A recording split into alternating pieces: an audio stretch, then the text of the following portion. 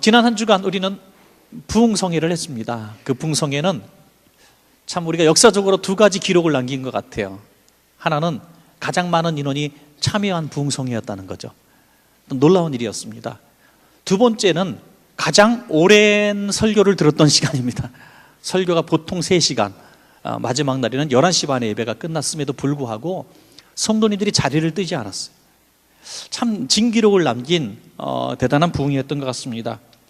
그 부흥회를 통해서 우리 강사님이 저희 교회에 또 성도님들에게 주신 숙제가 있어요.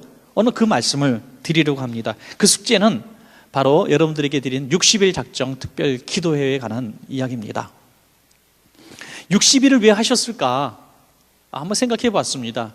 60일과 근접한 어떤 것도 성경에는 사실 없습니다. 근데 가장 비슷한 게 있는데, 느헤미야가 이제 예루살렘으로 귀환해서 나라를 재건할 때, 성벽을 재건할 때 열심히 준비한 다음에 시작해서 딱 짓기 시작한 게 52일입니다.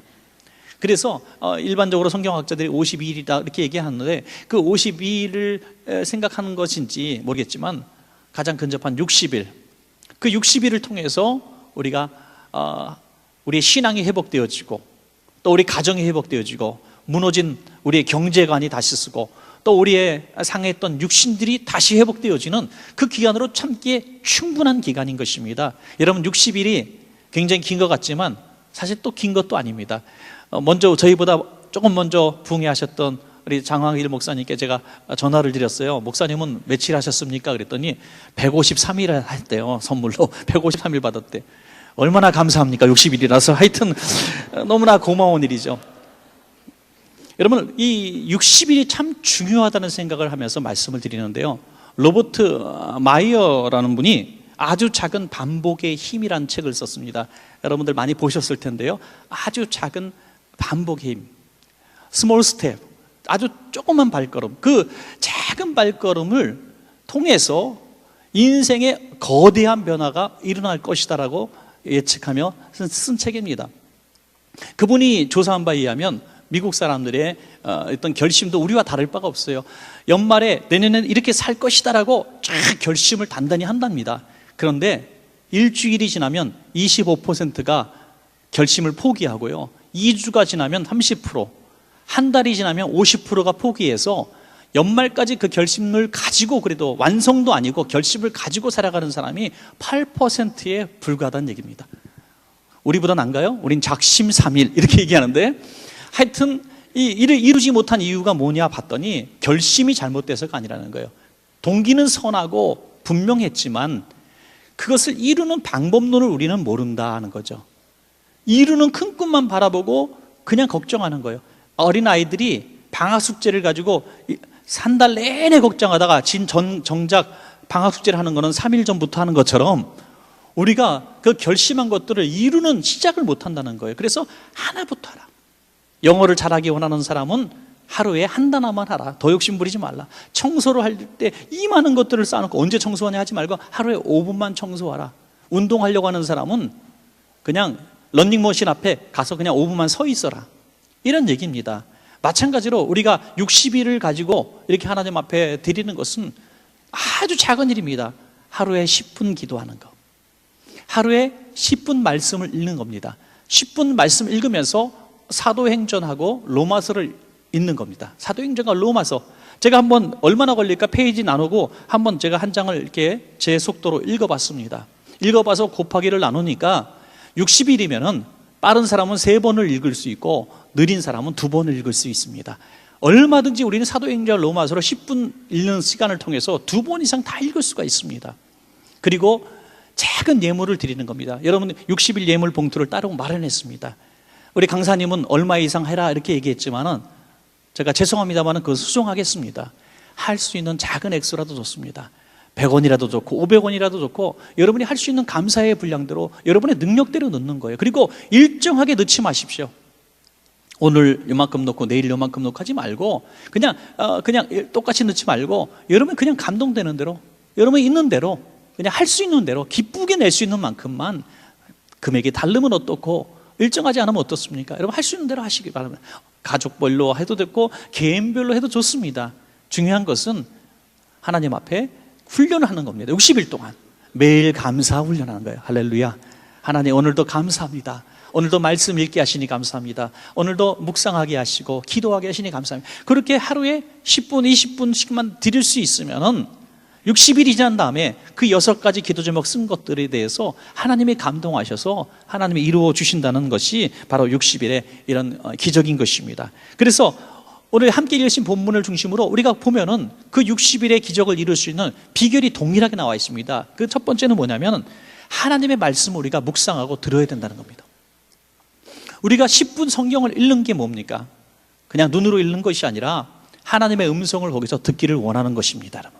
말씀을 읽으면 우리 하나님은 말씀으로 말씀하십니다. 성경을 통해서 말씀하시기 때문에 읽는 과정 속에 우리의 마음이 뜨거워지고 우리에게 주시는 음성이 분명히 있을 것입니다. 그것을 우리 10분 말씀 묵상을 통해서 듣는 것입니다.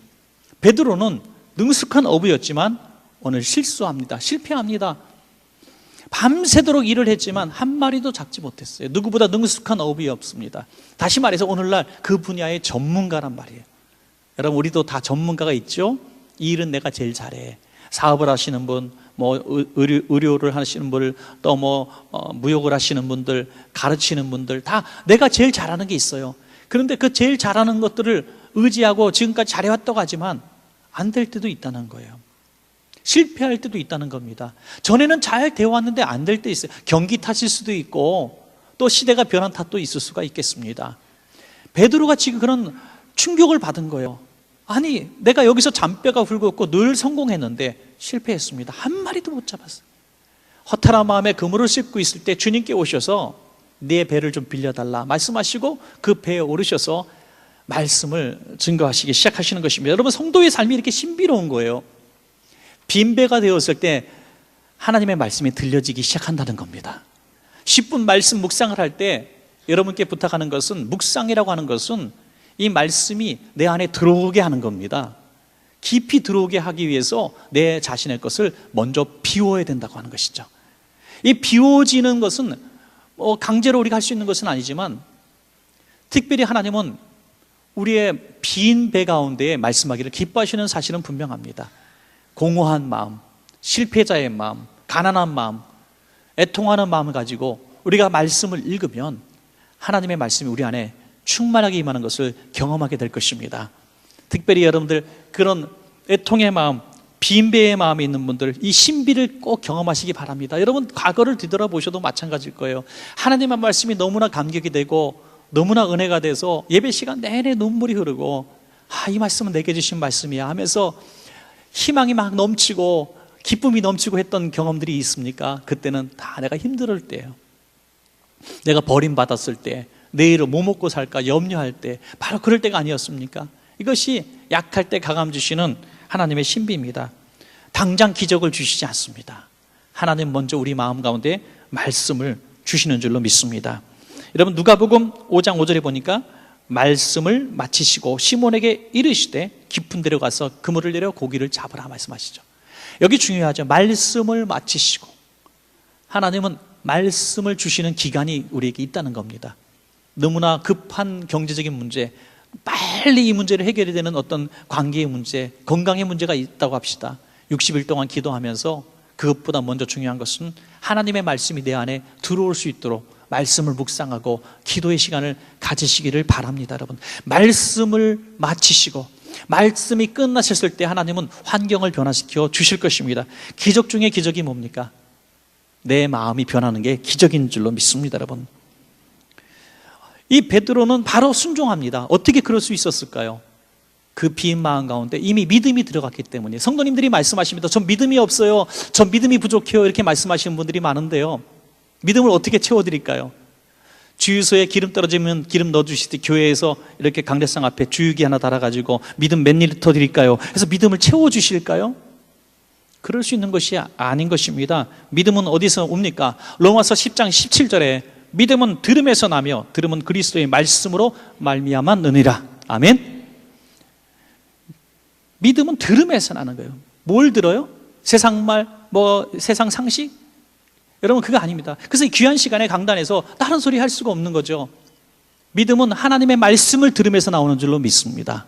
하나님의 말씀 외에는 믿음을 생길 수 있는 방법이 없는 거예요.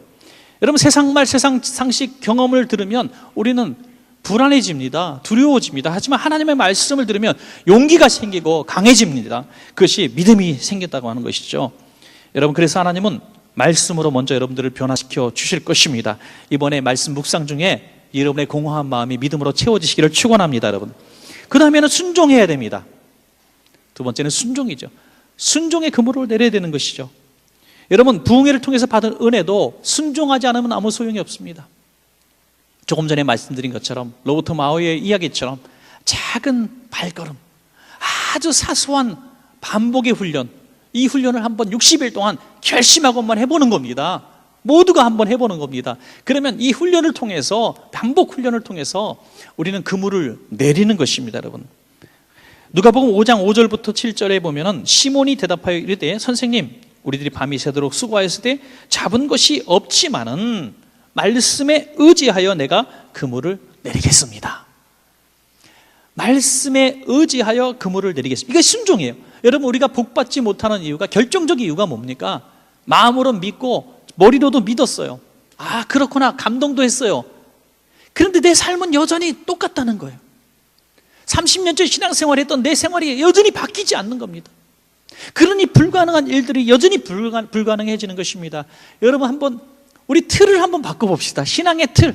이번에 강사님도 계속 그 말씀하셨어요. 나는 나다, 그게 아니라 내가 별에 든 내가 한번 돼보는 겁니다. 여러분, 한번 내가 살아왔던 경험, 상식 다 내려놓고 한번 내가 상식을 이기고 경험을 이기고, 목수이신 예수님이 말씀하신, 어부인 나에게도 이렇게 하라고 말씀하실 자격이 없는 그분이 말씀하신 그 말씀에 순종했던 베드로처럼 한번 말씀에 따라서 한번 해보는 겁니다.